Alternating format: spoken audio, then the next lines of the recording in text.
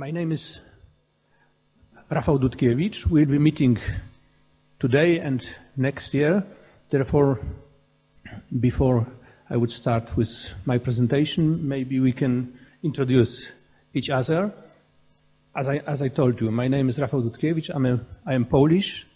I am mathematician. Used to work at 2 universities in Poland.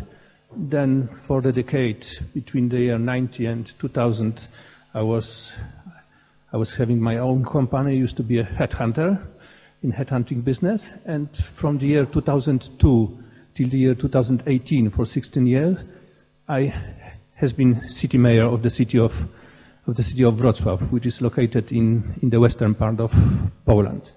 Nowadays, I am located in Berlin. I got a fellowship from Richard von Weizsäcker fellowship from the Bosch Foundation. We communicating in English, and therefore I'm going to start with a nice anecdote about communicating in English. Almost 2 years ago, Uma Obama, the sister of Barack Obama, invited me to Kenya.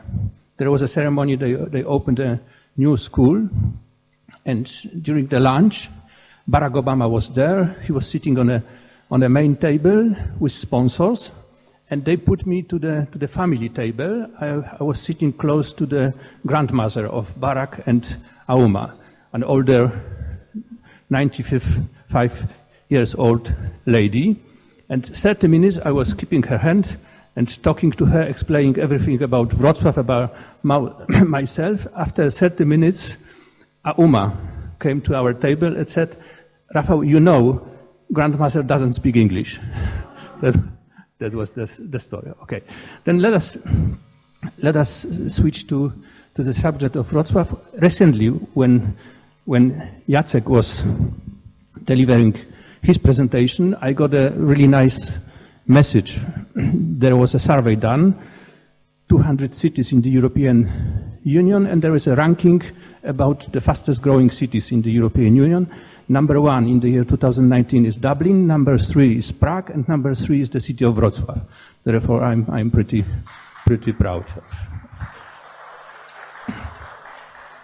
Thank you very much. The history of the city is very, very long. The history started 1,000 years ago, and there is a very nice book written by Norman Davies, a famous British historian. The title in English is Microcosm, and the German title is even nicer, Die Blume Europas, flower of Europe. Norman is describing, because what the issue is that the city has always been there, where it is, but the borders were moving. Therefore, the city, the name of the city was changing, and there are at least 70 versions of the city name, starting from Wratysławia, Breslau, Breslavia, Wrocław is the Polish name. And this is something this is an example describing, because Wrocław is the capital of Lower Silesia, used to be capital of the Silesia region, and this very book, coming from 13th century, is describing the multicultural situation in Silesia. This is a diary written by a German monk close to Wrocław in the first part of 13th century. We managed to put this book to the list of UNESCO, Memory of the World. There are 2 lists of UNESCO. The first one is there are monuments on this very list, and the second one is the most important documents in the history of human being are put to the list. The name of the list is Memory of the World, and this is we do believe the very first sentence in the Polish language is to be found in this book, but it's really multicultural because it's written by a German monk. He was writing it in Latin, and this very first Polish sentence is a quotation. A Czech farmer said something to his wife who was Polish, using the Polish language. Therefore, you have German, the English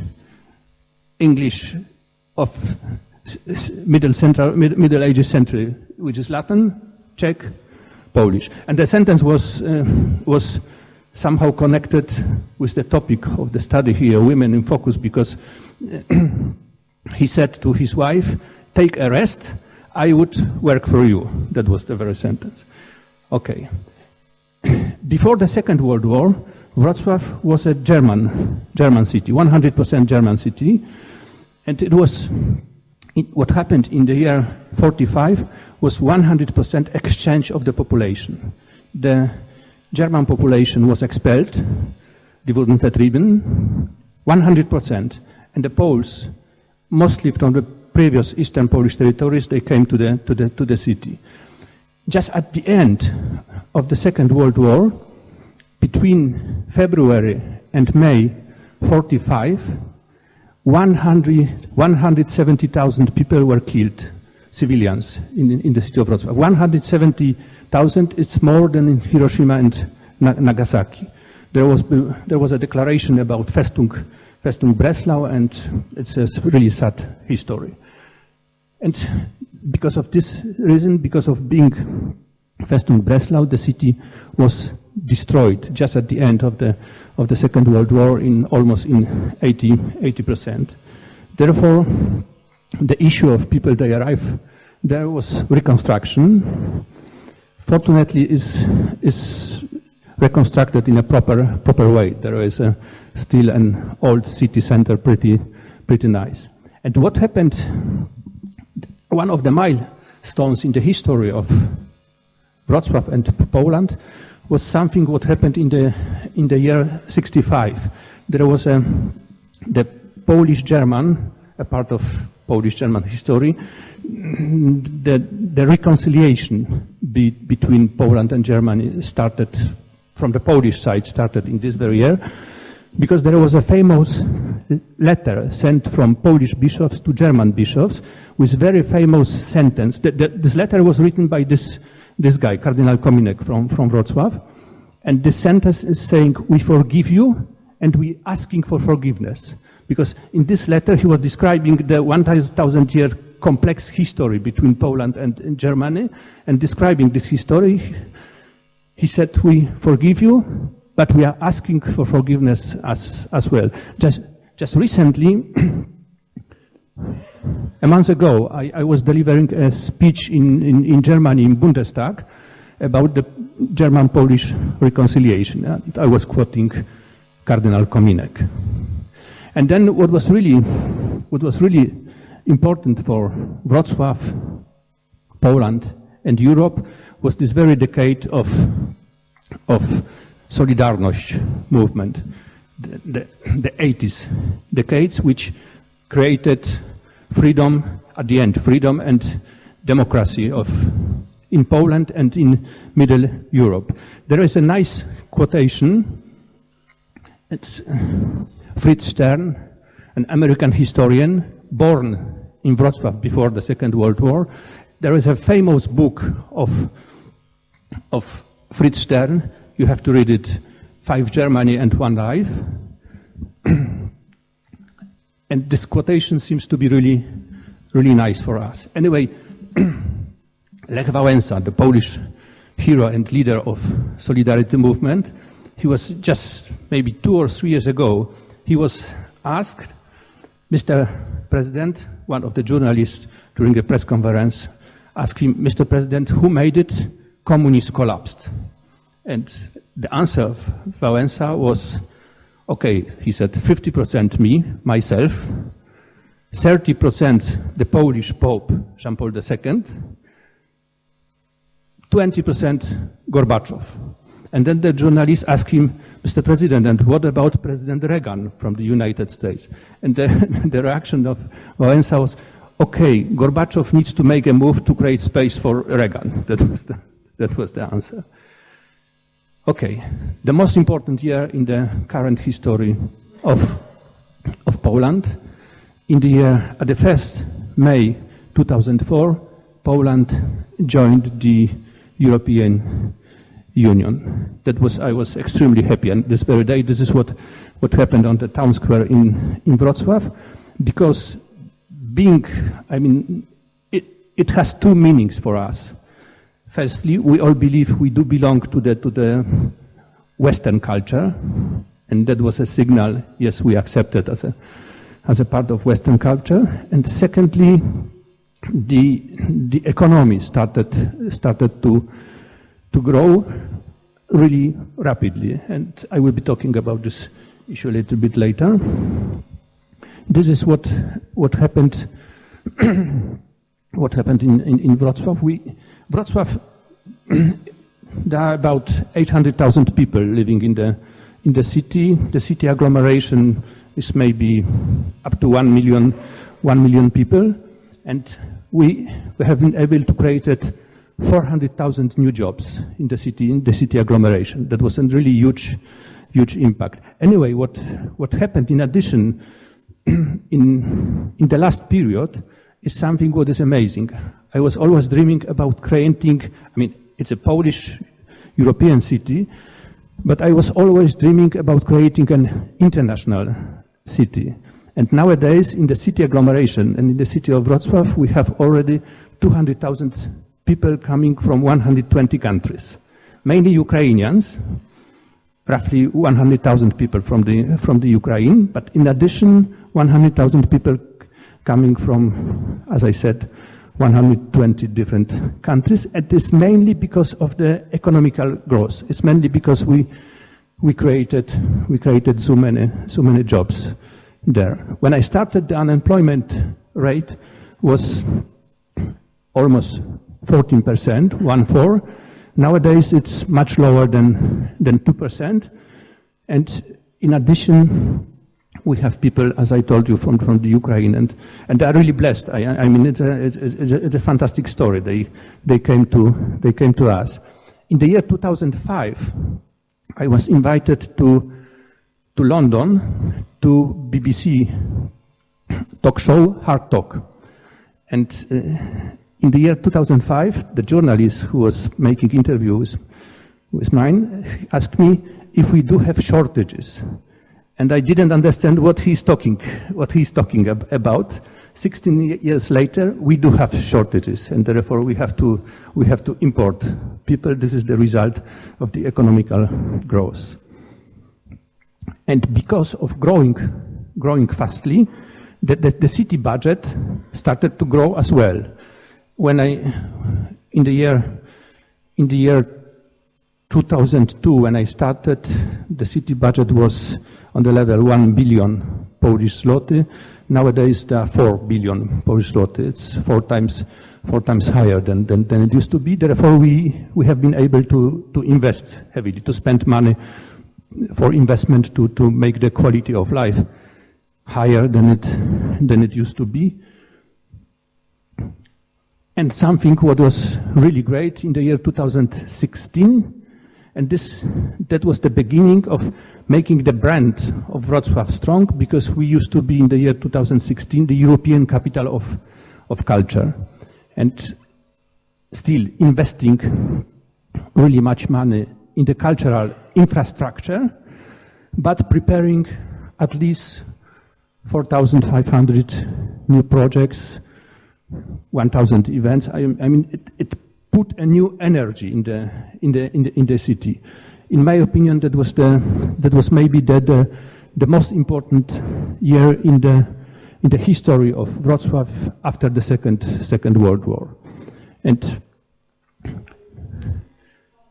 2016. And shortly after, there was a survey done. The two strongest public brands in Poland are the city names, Wrocław and Kraków. Kraków and Wrocław. It's interesting because I'm talking about all public brands, the government, parliament, and so on.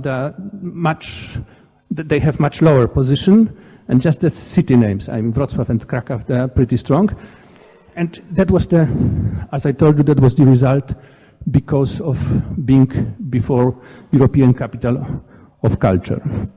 The tendency, something what is really new but is important, is the sustainable development, and because there is somehow utopian way of thinking, but really important nowadays, to connect culture and nature. A city is a result of culture.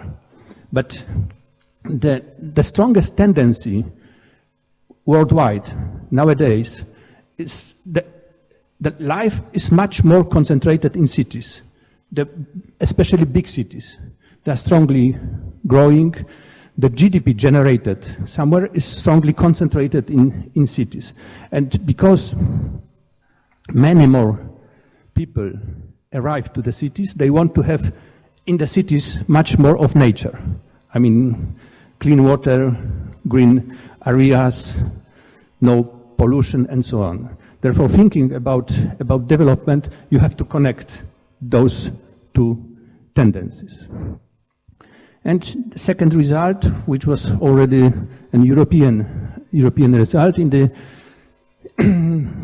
year 2018, Wrocław was declared as the European best destination.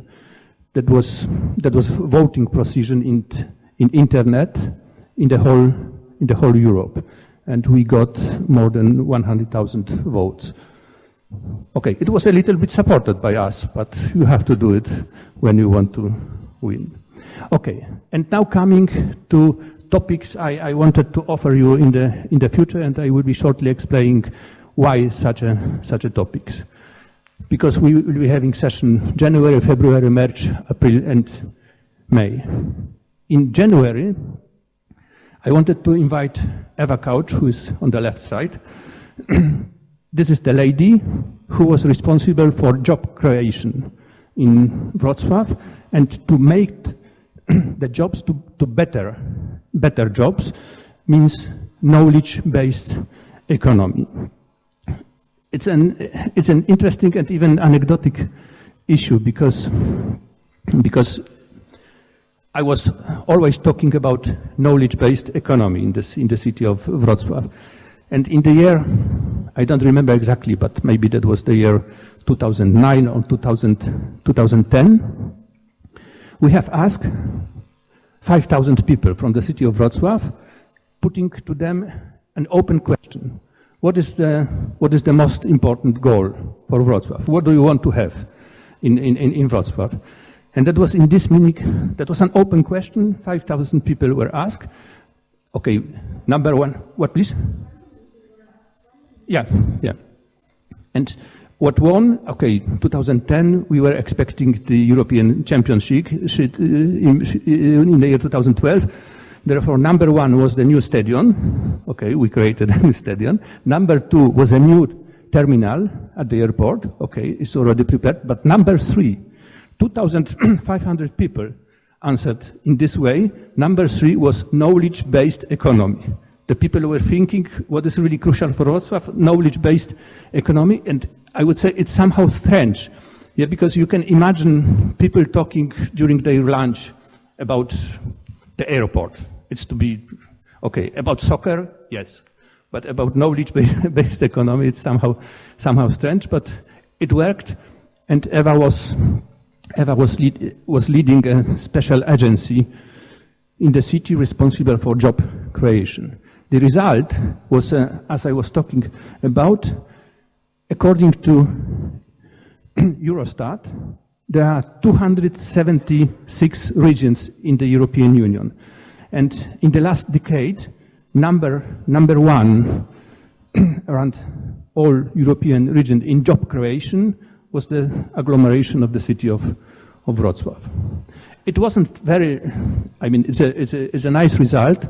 It wasn't very, very difficult, yeah, because after we joined the European Union, there were many investment waves coming to the new states. I mean, from moving economy from Western Europe to Eastern Europe, then the wave coming from Asia, Korea, Japan, and the investment wave coming from the United States. They wanted to invest somewhere in the European Union, and the issue was to take them to Poland, to the city of Wrocław.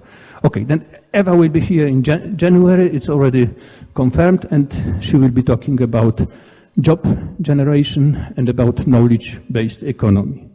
Then in February, this guy from the left side, Professor Kunzewicz, will be talking about climate change. Professor Kunzewicz, who's from Poznań, in the year 2007, the IPCC got Nobel Peace Prize, and Kunzewicz was a member of this very panel. At the end of my presentation, I will deliver a very short speech about climate change. And in February, because nowadays it's one of the most important issues worldwide. In March, we will be talking about innovation. A friend of mine, Professor Langer from Warsaw, who is a member of this EIC group in Brussels, he will be talking about innovation. And innovation is another subject. Everybody wants to know something and to understand this very phenomenon. You know why innovation are so crucial, because I will try to explain it in a very simple way.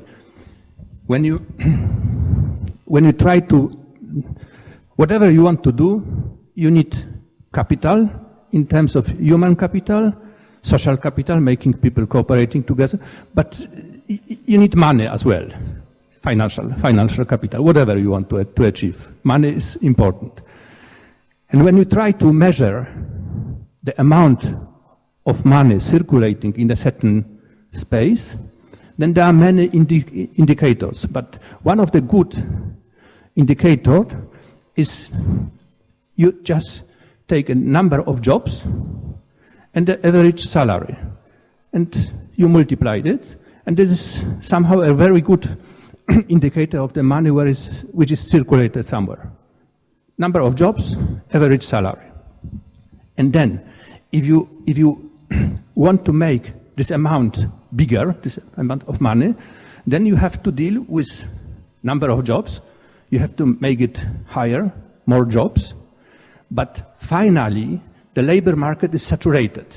Therefore, the speed of the acceleration of new jobs coming on the market is not so fast. Therefore, you have to deal with the average salary. We have to make the average salary growing. And this is a little bit more difficult, because you have to do it in the way economy would be able to carry. Therefore, in terms of production, but the same with services, in terms of production, you have two choices. You have to produce more, but being able to sell it, or you have to produce something what is better. In both situations, you have to be creative, you have to be innovative. And this is the issue about innovation, and this is what Jerzy Langer will be talking about and discussing with you and with myself. And then another very nice survey done recently. There is a report about startups in Poland, and one of the conclusions of the report is this level of concentration startups in Poland is the highest in the city agglomeration of Wrocław. That was another issue I was strongly dealing with. And I will bring here, the name are not here, but I will bring two people that are mostly involved in the startups milieu in Wrocław. Her name is Kasia, his name is Tomek. And startups will be the next subject. I believe in April we'll be talking. Because of having many startups and so on, in the last ranking of reputation, number one, as you see, in taking the Polish cities into consideration, still there is a strong competition between Kraków and Wrocław. But in the year 2019, Wrocław was number 1. And this is a very nice result of everything what we have done, because this is actually GDP growth in Poland. As I told you, the GDP is mainly generated in big cities, in metropolis, and the growth of the GDP generated in Warsaw is, of course, much bigger, much higher than the GDP generated in Wrocław, but the speed of growth was the highest in the city of Wrocław. The way we have done such a development is somehow described in this figure. Just talking about workplaces, we started just with simple generation of jobs, but we were going into the direction of quality. And talking about quality of life, we started with education, but then we offered much more in terms of culture, and finally we are taking care about leisure. And the big events, they are important as well, because they are making the cities are focused. In the year 2012, the Ukraine and Poland organized European Soccer Championship. Wrocław was one of the organizers. Then, as I told you, European Capital of Culture in the year 2016. And World Games, it happened in the year 2017. That was the biggest sport event in the history of Poland. World Games, there are disciplines that are not played during Olympic Games. For example, parachuting or karate. And World Games is a games for those disciplines. Okay.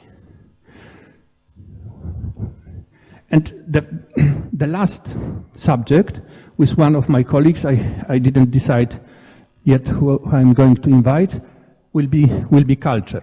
Why do we need to invest into culture? And this is something what is nice. A friend of mine, Professor J.P. Singh, who is an American guy connected with 2 universities in Washington and in Edinburgh in Scotland, and he published every 3 months a special journal, AIA. And in the last issue, just recently published, he published 14th article about Wrocław, mainly dedicated to the issue of culture, but not only.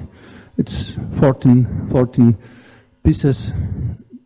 You can try to find it in internet.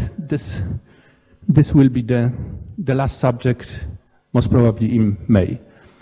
Whenever you want to get me, you have those 2 addresses. The first one is connected with Bosch Foundation. The second one is a very, very private one. Okay, and now I would try to deliver really short impression about climate change. It's a very short piece taken from my speech, which was delivered in Jerusalem 2 weeks ago. I got a Jerusalem Prize and was able to speak about, the Jewish diaspora. And I am not talking now about Jewish diaspora, but shortly about climate change. And I will be talking about the paradoxes and paradigms as well as imperatives of the human development, of the civilization. 100 years ago, manual work dominated our life. The change that has taken place in this respect is largely related to the use of energy. In our case, still energy sources available to us, particularly underground and submarine, such as coal, oil, and gas.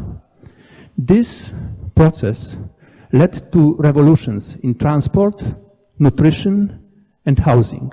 I'm talking about heating, cooling, and lighting. Only in the last 25 years, industrial energy production helped to free 1 billion persons from the drama of poverty. Only in the 25 years. Since 1970, the percentage of underfed people dropped from 28 to 11%. In the year 1800, life expectancy was only 30 years. Today, it has exceeded 70 years. In the same period, the mortality rate among children has decreased from 44 to 4%. And this is clearly a result of huge progress in medicine, so essential in large agglomeration. On the other hand, this process I am talking about changed a character and the scale of military conflicts. Wars cost the lives of 100 million people in the 20th century. In the last 20 years, we have had fewer than 2 million war victims. Still a high number, but definitely much lower. 100 years ago, weather and climate catastrophes killed 500,000 people every year. Nowadays, droughts, hurricanes, floods, and extreme temperatures kill around 20,000 people every year. This happens, among others, because of energy, still generated mainly from fossil fuel sources. And the issue is the energy has been harnessed to human development. But the increasing consumption of energy has been accompanied by the CO2 emissions. These emissions result in global warming. This process might endanger human existence if we do not put a stop to it. This is how something that has brought amazing development becomes now one of the major threats and challenges for humanity. This side effect refers to the fact that an excessive quantity of solar energy turns into thermal energy in an uncontrollable way due to a greenhouse effect. At the same time, the controllable acquisition of energy from the solar source is still underdeveloped. The sun. This is the giver of life on Earth. The thermonuclear reactor that is blessed from our point of view. Man decided to take control of the nuclear processes. However, because of human imperfection, neither nuclear power stations are fully safe, nor do we know how to deal with the issue of nuclear waste storage. Nuclear energy brought a really horrible thing in the earlier past: weapons of mass destruction. Let's look at the symbolic doomsday clock.